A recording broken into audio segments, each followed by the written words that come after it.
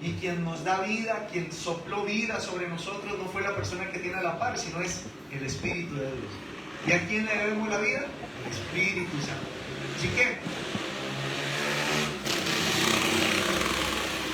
el domingo pasado, ¿verdad?, conversábamos acerca de esto, de lo importante que es cuidar, amar, proteger al Espíritu de Dios. Más de lo que usted se imagina, más de lo que usted puede creer que se necesita cuidarlo, amarlo y protegerlo. Hay veces que creemos que nosotros amamos al Espíritu de Dios cuando hacemos buenas obras, y no es así. Las buenas obras no nos muestran de que cuidamos al Espíritu de Dios, va más allá.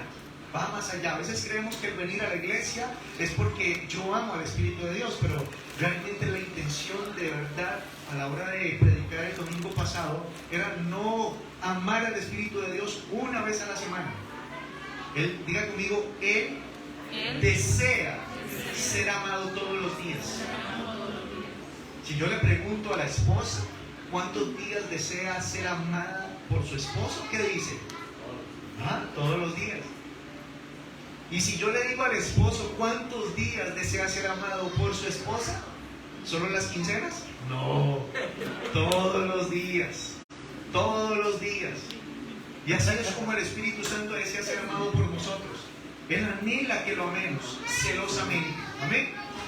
El día de hoy les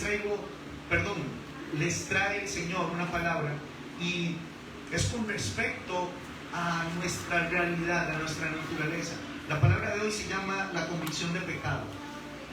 El Espíritu de Dios, el Espíritu Santo, vino a la tierra para traer esa convicción de pecado. Y quiero empezar diciendo lo importante que es como iglesia que volvamos a nuestros inicios.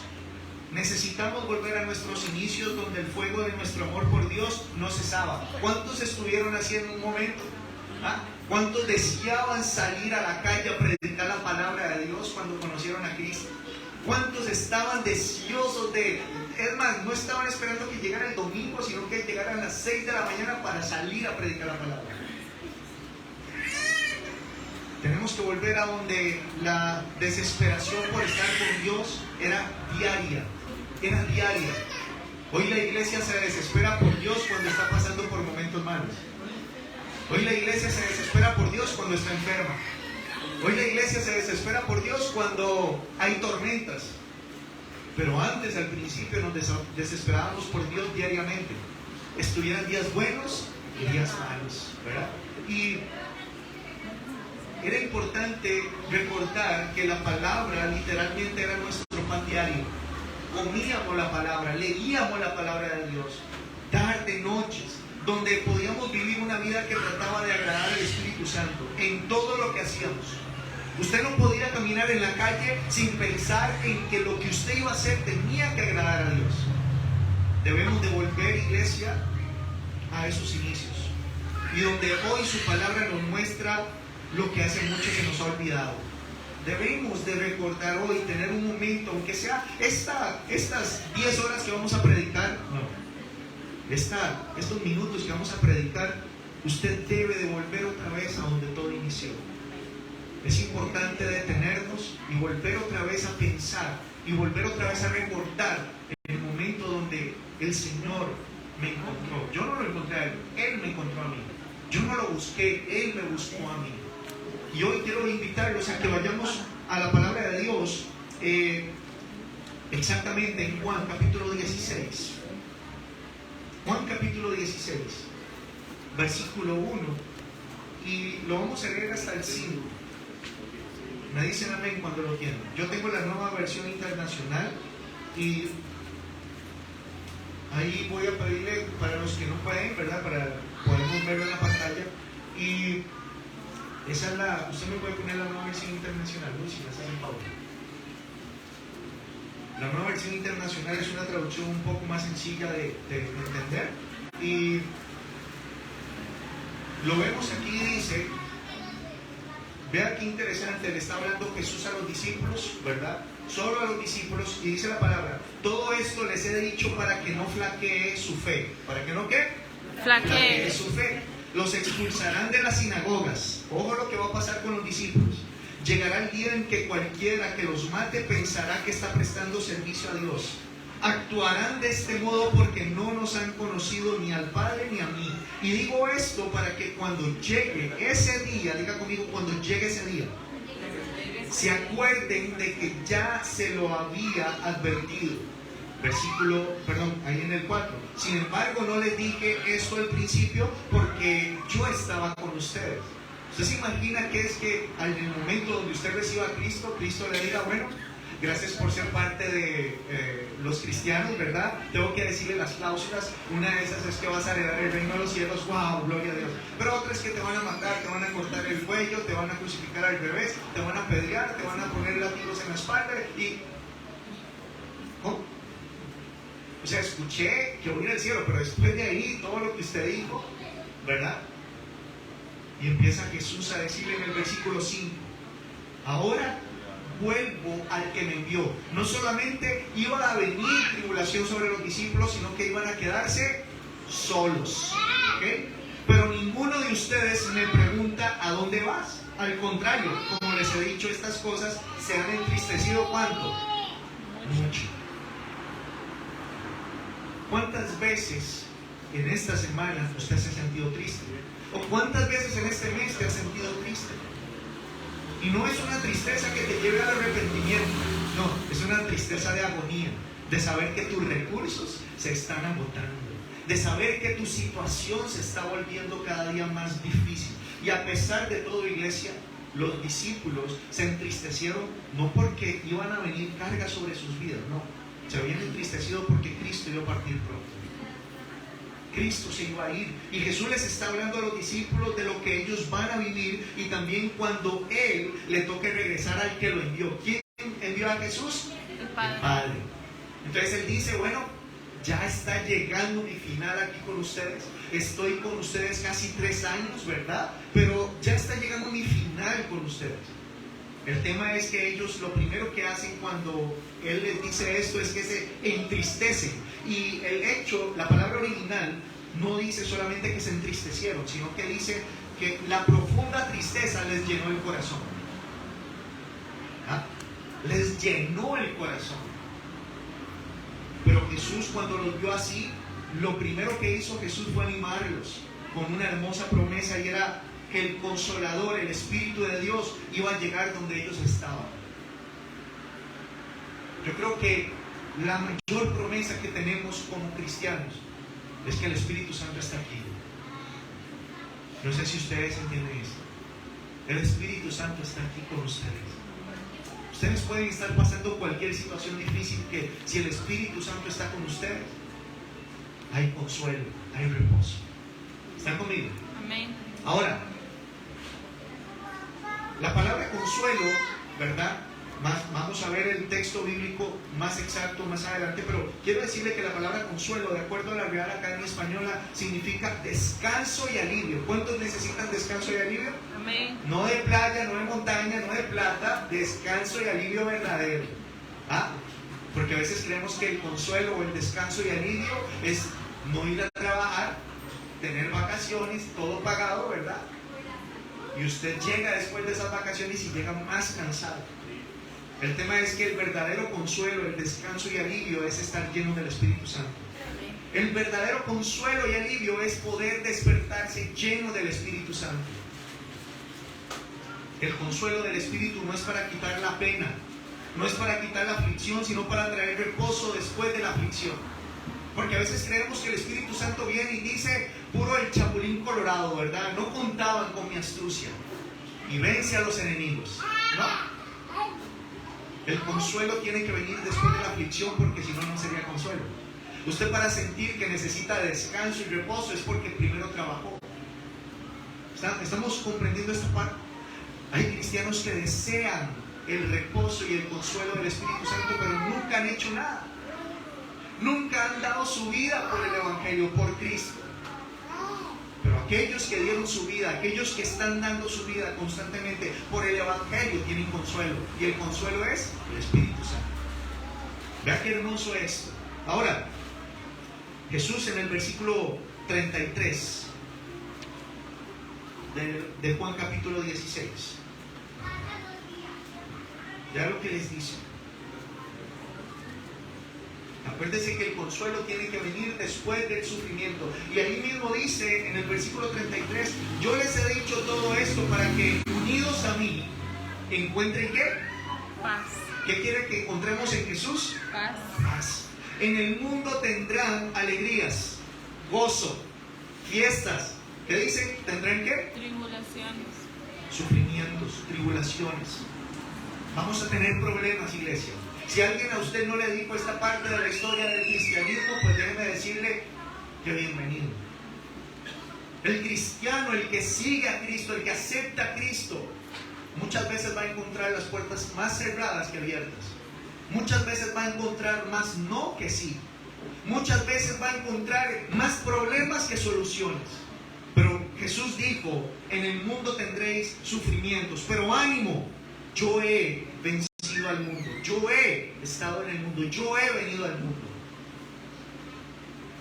Nuestra alegría no puede estar en que un problema se resuelva hoy. Nuestra alegría está en que estamos con el Espíritu Santo, en que el Espíritu Santo esté con nosotros. Usted puede decir, Josué, es que me está yendo mal en esto y estoy orando para que Dios me ayude. Si Dios te ayuda a arreglar este problema, déjeme decirle que va a venir otro problema y se va a volver otra vez a sentir mal. Y Dios no quiere que usted se sienta bien por cada problema que se resuelva. Dios quiere que usted se sienta bien aunque tenga problemas, que es diferente. ¿Ah? Hoy en día las iglesias están llenas de personas que van a pedirle a Dios. Van y creen que Dios es el servidor.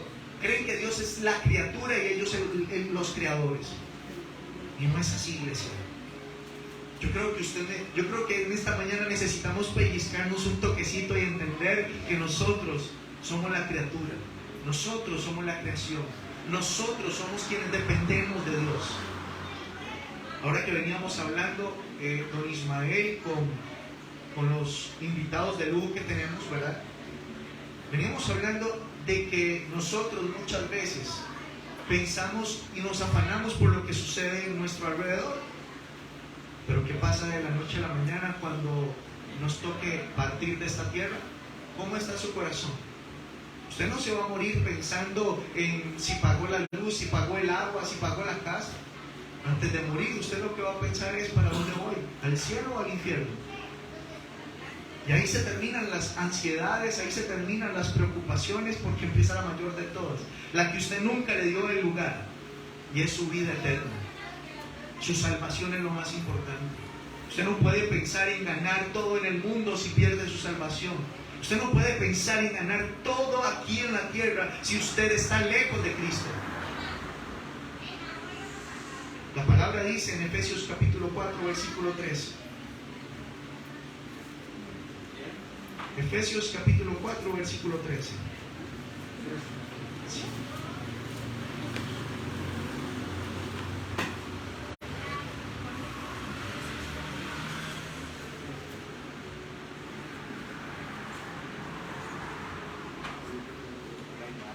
Dice la palabra, de este modo todos llegaremos a la unidad de la fe y del conocimiento del Hijo de Dios, a una humanidad perfecta que se conforme a la plena estatura de Cristo.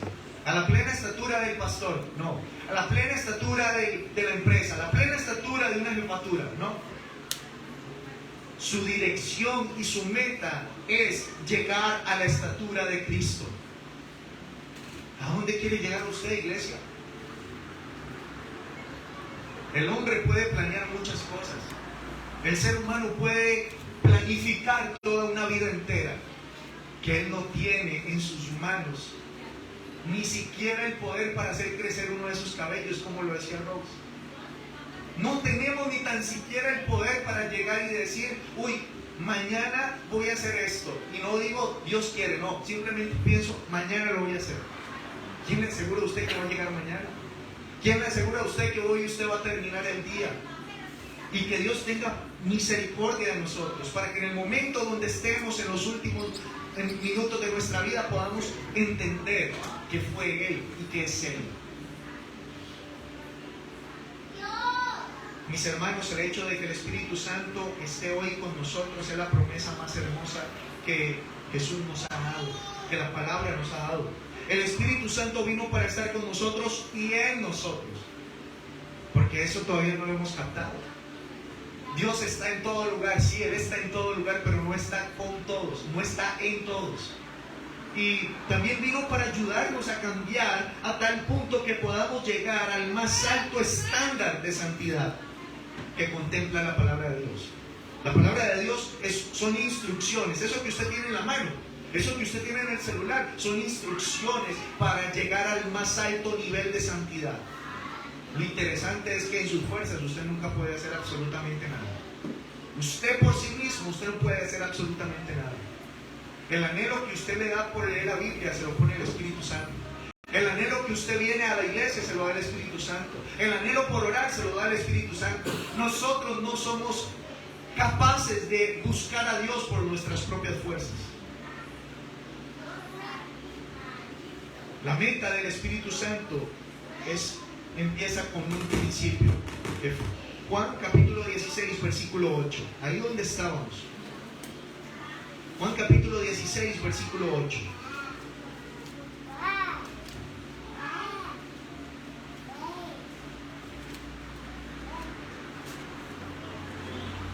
Dice la palabra, cuando Jesús les dice a ellos que Él se tiene que ir para a donde el Padre, a donde está el Padre, dice el versículo 8, y cuando Él venga, se refiere al Espíritu de Dios, convencerá, diga conmigo, convencerá al mundo de su error en cuanto al pecado y a la justicia y al juicio.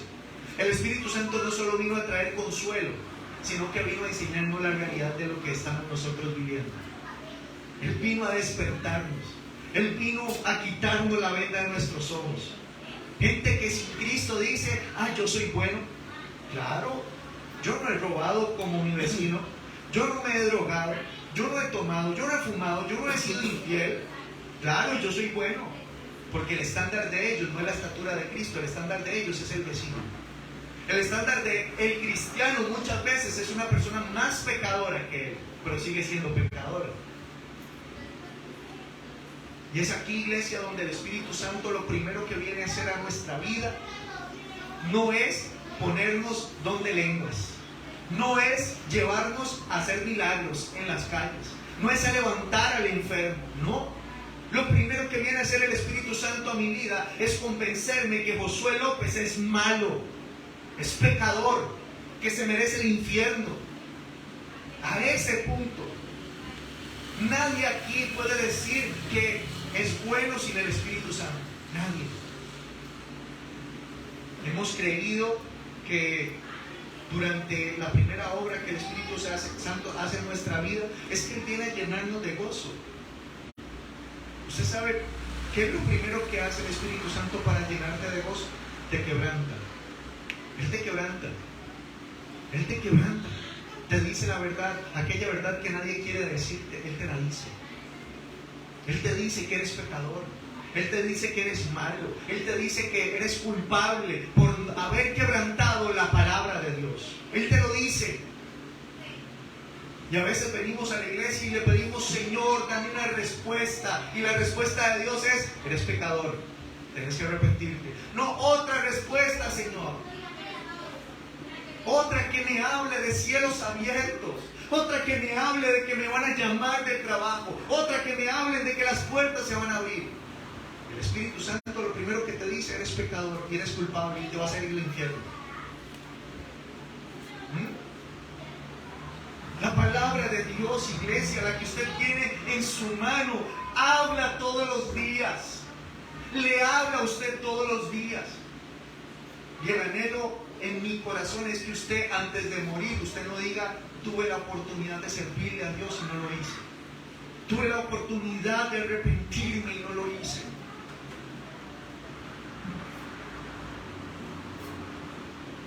La primera obra que el Espíritu Santo hace en la vida de una persona es convencerla de pecado.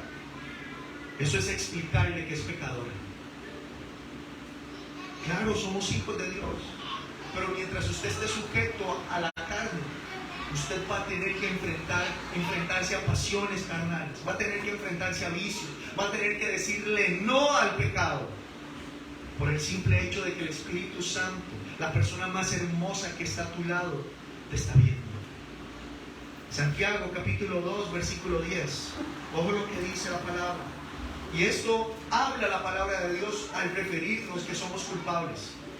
Lo primero es que Santiago es un libro de doctrina de la iglesia, y le dice a la iglesia, es una carta general a la iglesia, y le dice, porque el que cumple toda la ley, diga conmigo, el que cumple toda la ley, pero falla en un solo punto, ¿ya es qué?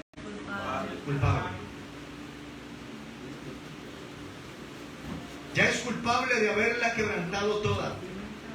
Diga conmigo, o cumplo la palabra o cumplo la palabra. El problema es que usted y la persona que usted tiene a la par, nosotros somos incapaces de cumplir la palabra. Humanamente hablando, iglesia, somos incapaces de cumplir la palabra. Y le voy a explicar por qué. Somos culpables por no poder cumplir absolutamente toda la ley, porque si fallamos en un solo mandamiento, fallamos en todos. Y les voy a decir, Mateo 5:22. Mateo 5:22. Vean lo delicado que es esto, porque creemos que porque no fumamos, no tomamos, no adulteramos, somos fieles y hacemos en apariencia todo bien, creemos que estamos bien. Pero dice la palabra en Mateo 5:22. Pero yo digo que el que se enoje, diga conmigo, enojarse, que el que se enoje con su hermano quedará sujeto al juicio del tribunal. Es más, le dice Cristo, es más, cualquiera que insulte a su hermano quedará sujeto al juicio del consejo, y cualquiera que le diga insensato quedará sujeto al fuego del infierno.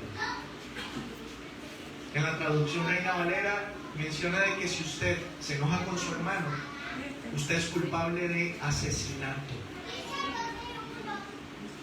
Y usted dice, ¿cómo? ¿Yo asesino?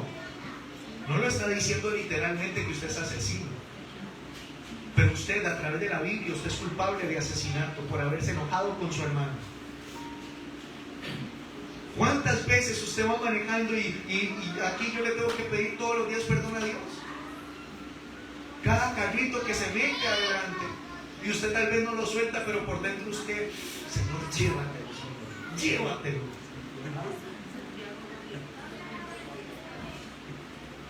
En el momento donde de su boca sale una palabra ofensiva para alguien, en ese momento la Biblia dice que usted delante de Dios es asesino.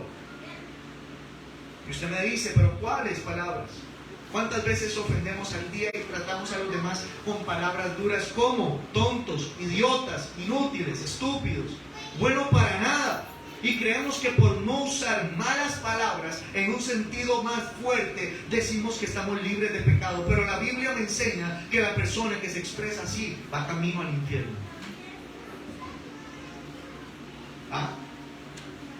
Ahora yo soy el único pecador en esta sala. Qué lástima.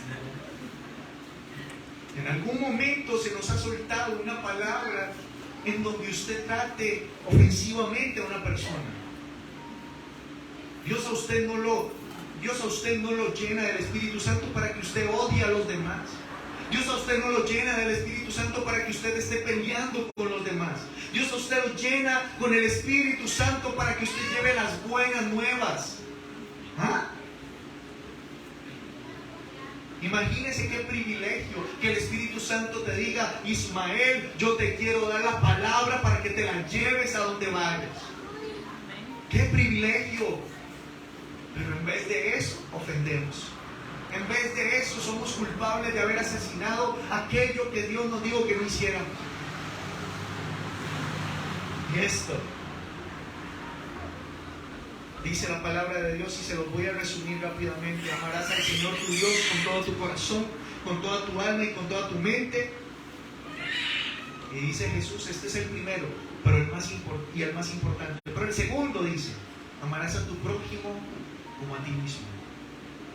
Pasamos de tener 10 mandamientos a tener 2. Y en esos 2 se resume la ley.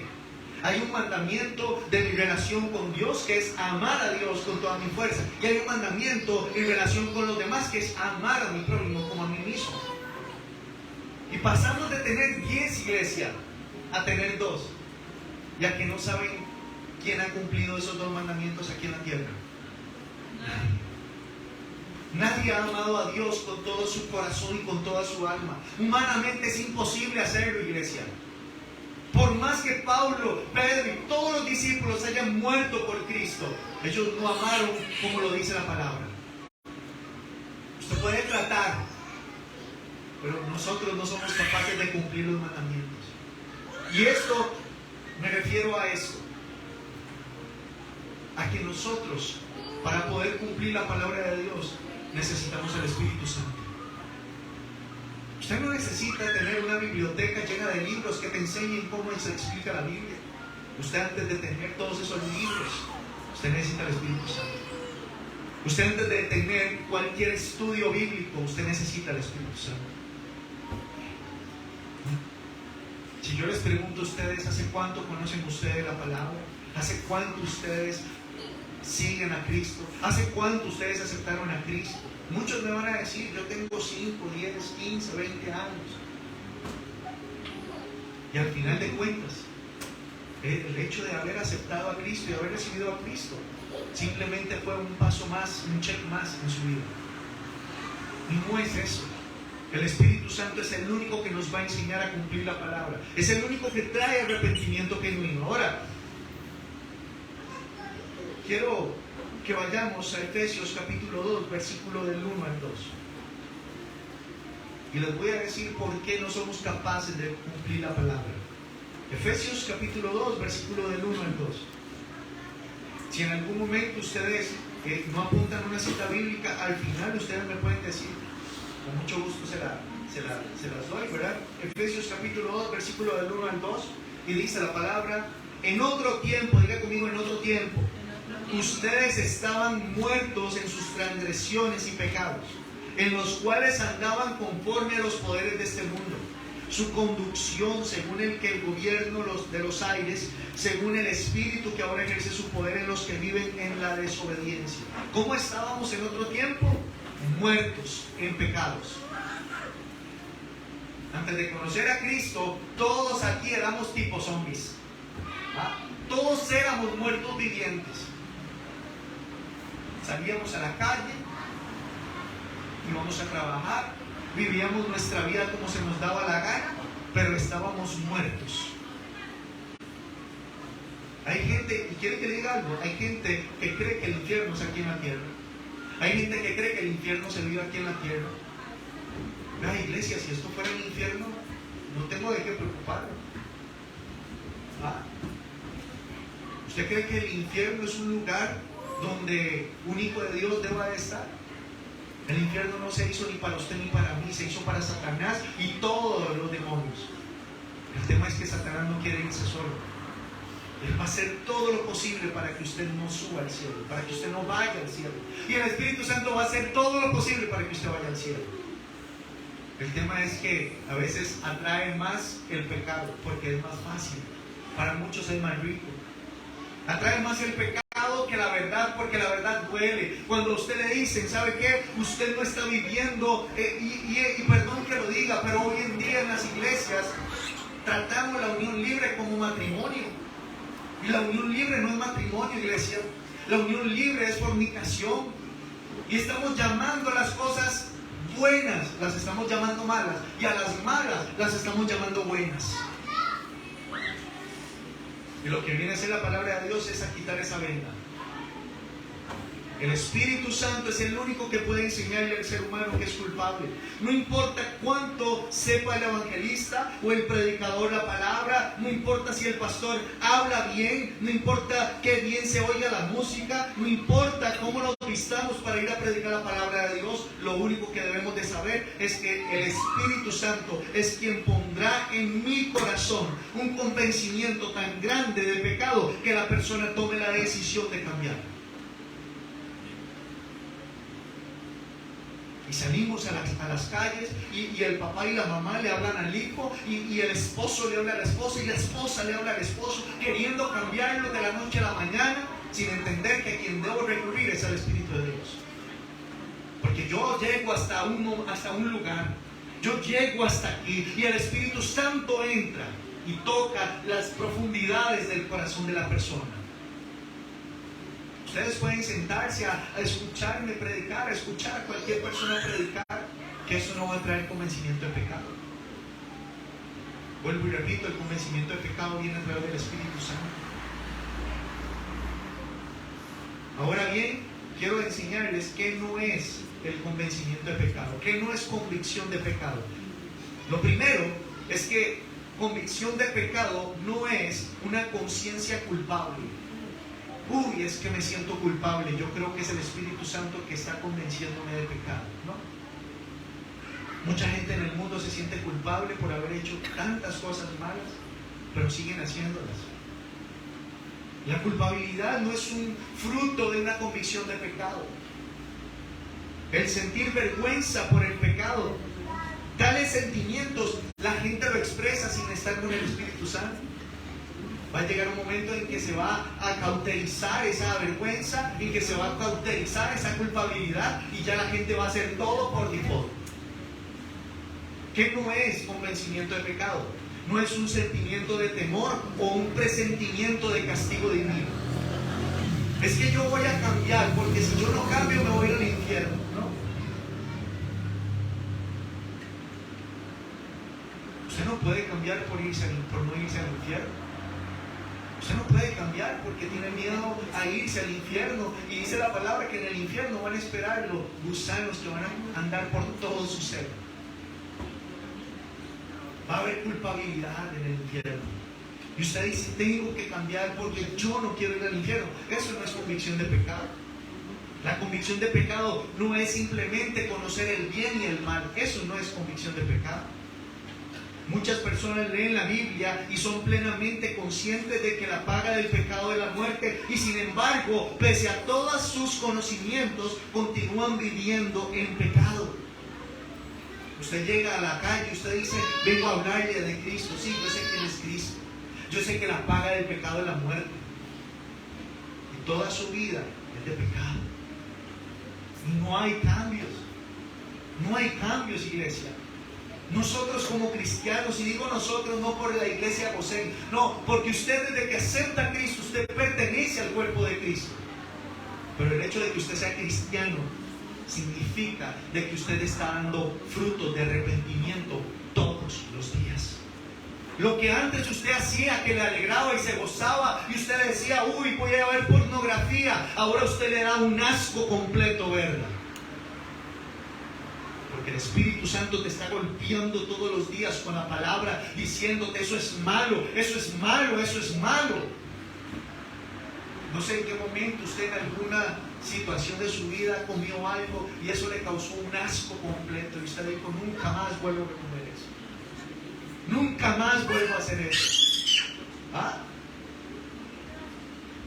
Pues así es el tema de la convicción de pecado. Llegar al punto donde usted sienta asco. Ahora, usted me dice, entonces, ¿qué es la convicción, Josué? ¿Qué es la convicción de la que habla la Biblia? Bueno, la convicción es una palabra en griego que significa, para que lo escriban ahí, elencho. No el Lencho Salazar, es elencho, ¿verdad? Elencho. Sin H, es elencho. Y esta palabra de convicción significa convencer a alguien de la verdad. ¿Ah? Convencer a alguien de la verdad es reprobar. Cuando el Espíritu Santo te convence de pecado, te está reprobando, te está diciendo, estás reprobado. Estás reprobado.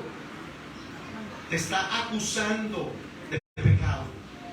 Una cosa es que Satanás te acusa de que eres culpable y usted venga a Cristo. Ahí ya no hay acusación. Pero si usted viene a Cristo y sigues haciendo el mismo pecado, ¿usted cree que va a ser Satanás el mismo que te va a decir, eres culpable? No. Él se queda callado porque le sirve que usted siga pecando. Él se queda callado porque Él le sirve que usted crea que la gracia, la famosa gracia de Dios, ya te hizo salvo, a pesar de que sigas pecando. Oiga esto. Si usted verdaderamente es cristiano, usted va a hacer todo lo posible por amor a Dios. Usted va a hacer todo lo posible para que apenas usted se levante, usted le diga: Señor, yo te necesito más que la comida, más que el aire, más que el agua. Yo quiero agradarte en todo lo que hoy yo haga.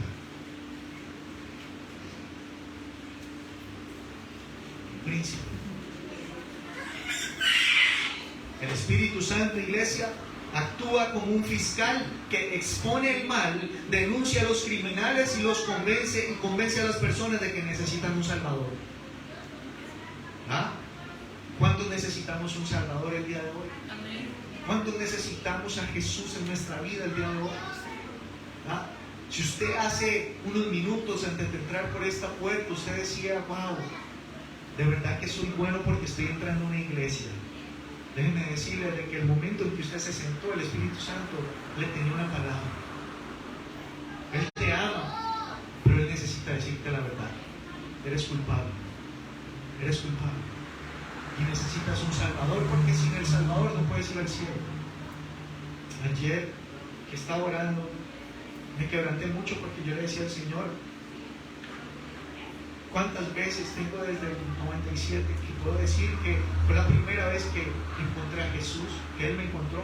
Y recordé todo ese proceso que había pasado. Yo le dije: Señor, perdón porque no te tomé en serio. No te tomé en serio. Me hubiera gustado que desde el primer momento donde me encontraste, yo hubiera tomado la decisión como hombre que soy de seguir. Yo no quiero llegar, mis hermanos, al lecho de mi muerte y decir: lo conocí y no lo acepté. Lo conocí y no lo acepté. Estuve con Él, compartí con Él y no lo acepté. De los 12 hubo uno que comió con Jesús. Estaba a la par de Jesús. Estuvo con la verdad. Estuvo con el Hijo de Dios. Y aún así lo vendió. Pero el problema no fue que lo vendiera. El problema fue que no entendió que Él era culpable, pero que ahí estaba el Salvador. Usted y yo somos culpables, iglesia, pero ahí está el Salvador esperando que nos arrepintamos. Yo quiero decirle que tener convicción del pecado es sentir repugnancia total del pecado. Es una repugnancia total. Y esto sucede cuando hemos visto la belleza de Dios, su pureza y la santidad, y cuando reconocemos que el pecado no puede habitar con Dios. Eso de que Dios ama al pecador pero odia el pecado, eso no tiene conciencia bíblica, no tiene razón bíblica. En el momento donde usted acepta su pecado, usted está renunciando a esa naturaleza pecadora. Y yo le quiero mostrar lo que dice el Salmo 5:4.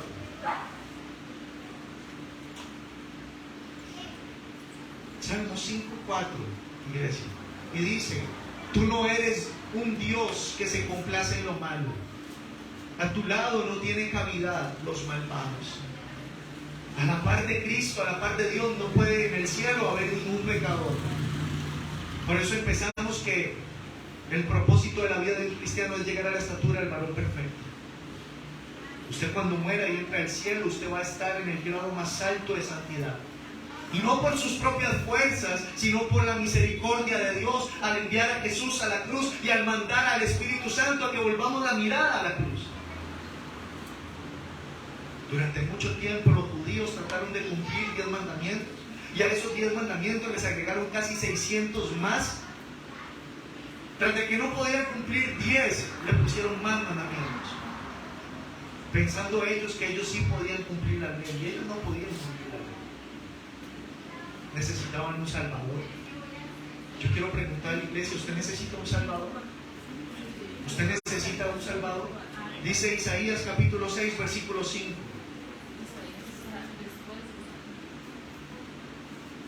Isaías capítulo 6, versículo 5. Ojo, qué impresionante la gloria de Dios, iglesia. Cuando Isaías estuvo en la presencia de Dios, inmediatamente fue abrumado por su propia maldad. Dice la palabra en el versículo 5. Entonces grité, dice Isaías: ¡ay de mí, que estoy perdido! Soy un hombre de labios impuros. Cuando la palabra dice que era de labios impuros, era porque no decía cositas malas, era porque decía malas palabras. Y dice la palabra: y vivo en medio de un pueblo de labios blasfemos, y no obstante mis ojos han visto al Rey eterno, al Señor Todopoderoso. ¿Qué piensa usted cuando usted viene delante de Dios? ¿Que Dios te ama con todos tus pecados oliendo a pecado? ¿O que la misericordia de Dios a través del Espíritu Santo es cubrirte para que la gloria de Dios no te mate? La santidad de Dios, iglesia, es pura, perfecta. ¿Se acuerda cuando habíamos hablado de acerca de estos dos sacerdotes que entraron al templo, que entraron al lugar santísimo y por no haber ido correctamente murieron por la gloria de Dios? Nosotros estamos viviendo tiempos de gracia y de misericordia. Que el que no nos haya fulminado y que no haya fulminado el pastor no significa que él no esté, que él no esté viendo con buenos ojos lo que yo hago. Iglesia, necesitamos un Salvador, necesitamos a Jesús, necesitamos respetar al Espíritu Santo. Él te convence, Él te dice lo malo que estás haciendo y usted dice: pero qué raro, nadie me ha dicho que esto es malo, pero siento que esto es malo. Y cuando lee la Biblia, usted sabe que es malo.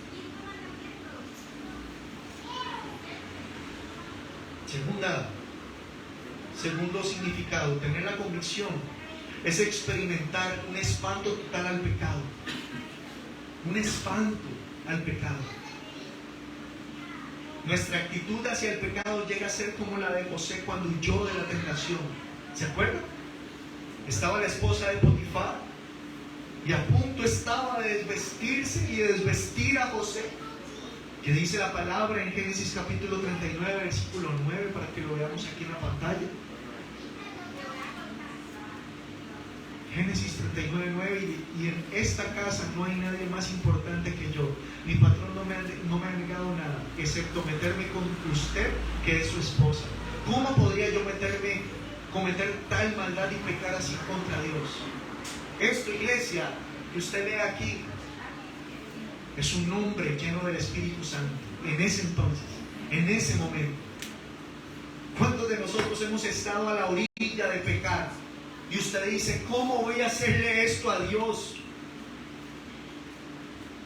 No a la esposa, no a la familia. ¿Cómo le voy a hacer esto a Dios? Es que nuestro anhelo por agradarle a Dios no es que todo en nuestro alrededor esté bien, es que Él nos dio la vida. Usted le debe la vida a Dios, iglesia. Usted le debe todo a Dios. Cuando el Espíritu Santo convence a las personas de su pecado, Él representa el justo juicio de Dios. Y eso lo vemos en Hebreos capítulo 4, versículo 12. Hebreos capítulo 4, versículo 12. Como podrá ver, nosotros no podemos predicar sin mencionar las citas bíblicas, la palabra de Dios. Es la palabra de Dios quien predica.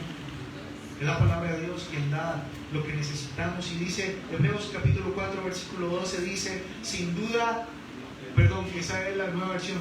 Ciertamente la palabra de Dios es viva y poderosa, y más cortante que cualquier espada de dos filos.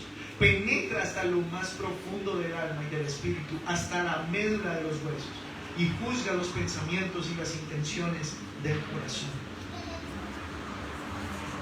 ¿Hace cuánto usted no lee la Biblia y usted no se quebranta por todo lo que usted realmente ha hecho que a la Biblia no le gusta, que a la palabra de Dios no le gusta? Somos cristianos de Biblia los domingos, somos cristianos de Biblia los jueves en el estudio, somos cristianos en la escuela bíblica, o de verdad nosotros nos tenemos que llenar de la Biblia todos los días. Todos los días. Ay, es que yo voy a leer la Biblia todos los días. Vea, a mí no me importa si usted se sabe la Biblia de Génesis hasta Apocalipsis. Eso es lo menos que me interesa. El anhelo que Dios pone hoy en nuestro corazón es que no solo leamos la Biblia, sino que la Biblia cause cambios en nuestra vida. Cause cambios. El que antes hablaba mal, pues hable bien. El que antes robaba, pues no robe. El que antes adulteraba, que no adultere. El que antes mentía, que ya no mienta.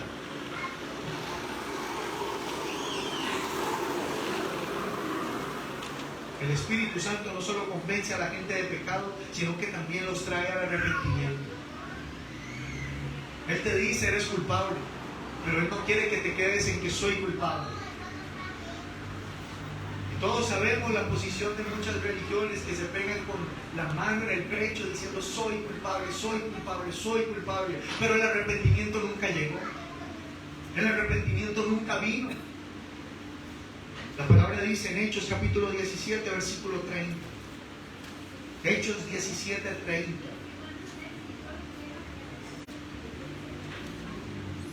Pues bien, Dios pasó por alto aquellos tiempos de tal ignorancia, pero ahora manda a todos, a todas partes, a que se, digan conmigo, arrepientan. ¿Qué le manda Dios a la iglesia? ¿Qué le manda Dios a Josué? Arrepiéntase.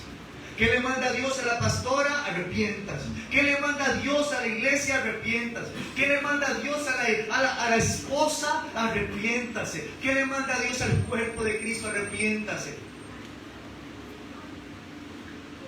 Lucas capítulo 13, versículo 5. Y es fuerte porque una cosa me lleva a otra. Les digo que no. De la misma manera todos ustedes perecerán a menos que se arrepientan. En otras palabras, si no se arrepiente, se muere. Si no se arrepiente, se va a ir al infierno. Y hay gente que perdón lo que voy a decir, hay gente que más bien ha satanizado eso. Usted no puede predicar así. Usted no puede decir esto. Dios guarde, la gente no va a venir a los pies de Cristo. Se les olvida que yo no convenzo a nadie. Yo podré ser una persona muy sociable o muy amigable, pero nada de eso va a convencerlo a usted de que usted tiene que arrepentirse. Solo el Espíritu de Dios. ¿Quién le da gloria a Dios por el Espíritu Santo? Amén. La palabra en Juan capítulo 6, versículo 44. Voy terminando. Aunque usted no lo crea. Juan capítulo 6, versículo 44, iglesia. Dice Jesús, nadie, diga conmigo nadie, puede venir a mí si no lo trae el Padre que me envió, y yo le resucitaré en el día final. Esta palabra que usted lee aquí, atrae o que lo trajere, esta palabra es sinónimo de arrepentimiento. No es que el Padre va a llevar al pecador delante de Jesús y él va a ir al cielo sin haberse arrepentido. El Padre se encarga de que cuando usted se arrepienta, usted vea y vaya donde Cristo. Sin arrepentimiento no podemos estar con Cristo. Si no nos arrepentimos, iglesia, no podemos ir al cielo. La palabra dice que sin santidad, ¿cuántos van a ver a Dios? Nadie. Sin santidad nadie va a ver a Dios. Y usted va a llegar en ese momento y usted le va a decir, Señor, pero acuérdese que yo fui todos los domingos a la iglesia. Acuérdese que yo apunté en el libro todas las citas bíblicas. Y el Señor te va a decir, ¿quién eres? No te conozco. No te me pareces a mi hijo. No te pareces a mi hijo. Cuando la palabra dice, sin santidad nadie verá a Dios, ¿sabe qué significa? Que sin Cristo nadie verá a Dios. Sin Jesús nadie verá a Dios. La convicción, el Espíritu Santo trae convicción para que te arrepientas. Y haberse arrepentido es volver su mirada a Cristo. Hebreos 12:2. Puesto los ojos en Jesús, el autor y consumador de la fe. No pongas sus ojos en el ser humano. Te van a defraudar, te van a herir. Pero su corazón, al estar lleno de Dios, va a tener misericordia con estas personas. Quiero terminar con esta historia que está en la palabra de Dios, en el segundo libro del profeta Samuel, capítulo 12. No le voy a dar la cita, voy a tratar de resumir. Y es que, para explicar un poco el contexto, la historia muestra cómo Dios usa a un hombre llamado Natán, ¿verdad?, para confrontar al rey más amado y respetado de Israel. Porque este hombre, el rey más amado y respetado de Israel, adulteró. aparte de eso, no solo adulteró, sino que asesinó. Lo interesante es que Natán, este hombre, Dios lo usa para contarle una pequeña historia a David. Y le dice: mi rey, vengo a contarle una pequeña historia. Vieras que había en una ciudad un hombre pobre que tenía una vaca. Y había un rey que tenía muchas vacas. Pero dice que este rey hace una fiesta y por no querer matar una de sus vacas, va y mata la del hombre pobre. En este momento el rey se enoja y dice: dígame quién es para irlo a matar de una vez. Y le dice Natán: mi rey, ese rey es Señor. David le da la sentencia a su propio juicio. Cuando usted habla la palabra de Dios, usted mismo se está sentenciando. Cuando usted predica la palabra de Dios, usted mismo se está sentenciando. Cuando usted dice arrepiéntanse y usted no se ha arrepentido, usted mismo se está sentenciando. Y esto fue lo que le pasó a David. Cuando David escucha las palabras duras de Dios a través del profeta Natán, él le contesta la oración más pequeña, pero con un enorme peso de arrepentimiento. Versículo 13. Ojo a la oración de David, iglesia. Porque a veces creemos que el arrepentirnos es pegarnos en el pecho, es agacharnos, es hacer un montón de cosas, iglesia. Pero David le dice: pequé contra Jehová, nada más. He pecado contra el Señor.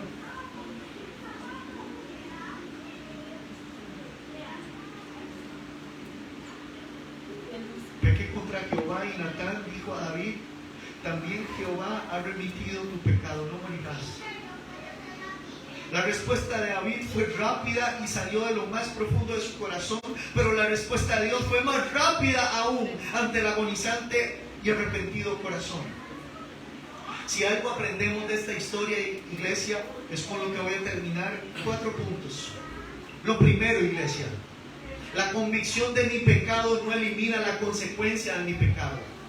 El que Dios te diga que eres culpable, usted va a tener que enfrentar la consecuencia de los pecados que usted supo que eran culpables.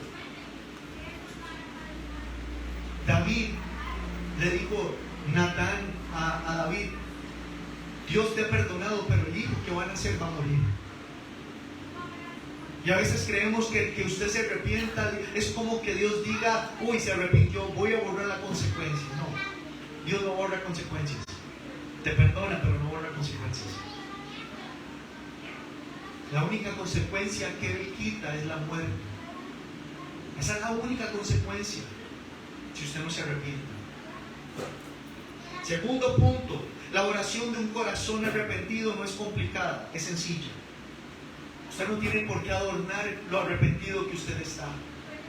Si hoy usted toma la decisión de arrepentirse de sus pecados porque el Espíritu Santo te está diciendo: eres culpable, yo creo que las muchas palabras no importan.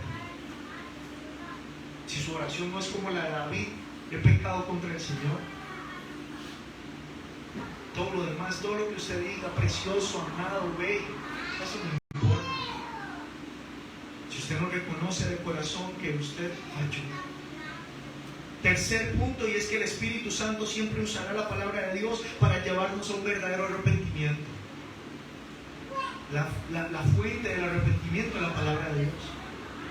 Y lo más hermoso que yo leo aquí, pastor, Dios me lo bendiga. Amén. Lo más hermoso que veo aquí, y termino con esto, es que Dios hubiera podido quedar callado con David. Él hubiera pensado que nadie se hubiera dado cuenta. Él hubiera pensado que bien nadie se dio cuenta. Mandé a Urias allá adelante para que lo mataran. Adulteré con Betsabé. Nadie se dio cuenta. Estoy limpio, estoy libre. Pero la misericordia del Padre, al querer perdonarnos, no se compara con absolutamente nada en la tierra. Para que Él te pueda perdonar, te tiene que mostrar en qué estás fallando. Y por eso mandó al Espíritu Santo ahora, para que te enseñara en qué estás fallando, en qué estás pecando, para que te enseñara en qué estás hiriéndolo a Él. Fue por su misericordia que David fue perdonado. Y así como David fue perdonado, iglesia, así también todos nosotros debemos de ser perdonados. O es el anhelo de ser perdonados. Yo le invito a que se ponga de pie y termino con esta palabra. Juan capítulo 6, versículo 37, si me hace el favor.